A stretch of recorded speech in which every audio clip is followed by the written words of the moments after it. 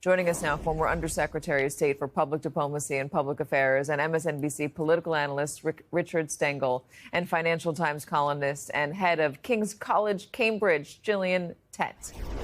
Rick, I'm going to imagine you don't agree with this, but what do you think of, I mean, the Syrian thing? There's a negotiation with Iran. The Iran nuclear deal took 20 months during the Obama years. And this seems like they're going to figure something out potentially in a few weeks. What do you make of it? Well, I wouldn't take it at face value, Katie. I mean, they make up things about how things are going. And by the way, it's very easy to violate the rules when you don't even know what the rules are.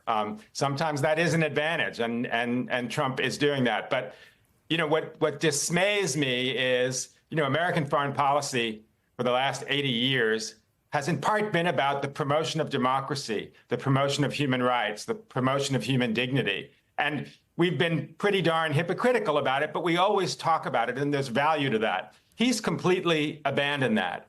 He deals with everybody like it's a real estate deal. And I think what is going to happen is he's ushering in a new era of authoritarian rule in the Middle East. I mean, there was hopeful changes during the Arab Spring. Almost nothing is left of that. And now each of these countries has autocratic rulers that don't allow dissent, that don't care about human rights. And, I just don't think it's a good thing to completely abandon that. I welcome him having conversations with people that we might not have talked to before. But I wish he talked a little bit about human rights, about democracy, about the people in those countries being able to choose their own leaders. Yeah, this administration does clearly doesn't seem to value human rights and the spreading of democracy as past administrations do. They have this idea that we're not even going to get into another country's culture. That's their business, not our business. This Ben Rhodes quote, I think, is interesting, Gillian. I don't like Trump's motivations for lots of things he does, but one thing you will say is he's not tied to this constant fear of some bad faith right-wing attacks or stupid blob type. We don't do this. We must leverage the sanctions for blah, blah, blah. No, sometimes you just have to try something different.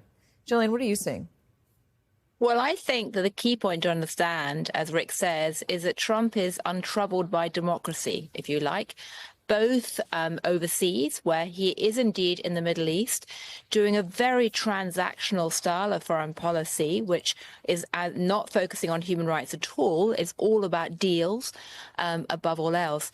But it's worth pointing out that he's not particularly troubled by democracy at home either.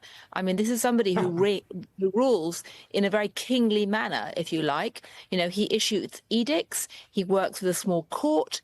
Power in that court is determined by how close they are, often physically, to Donald Trump, rather than any bureaucratic organizational chart. He plays courtiers off against each other, and he's really essentially imperious. And so in some ways, it's almost natural that he feels so at home in the Middle East, because he and his family are essentially running the country, the government themselves, very much in the style of many Middle East rulers as well.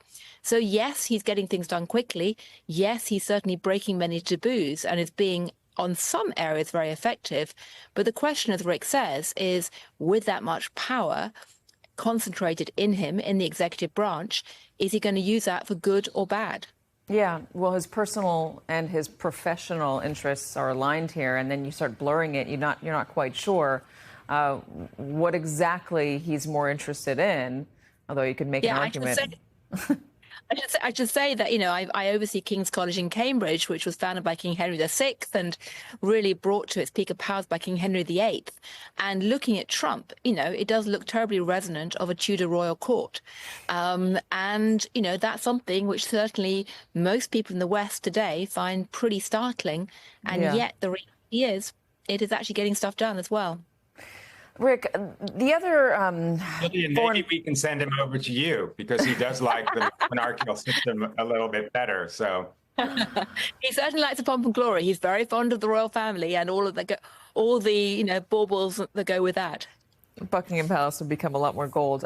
Rick, what about Israel? He doesn't seem constrained by Israel, but at the same time, he doesn't seem I don't know. What is the deal with his relationship with Benjamin Netanyahu right now, and how might this visit to the Gulf states have potentially changed his thinking about Gaza, about Israel, about Netanyahu?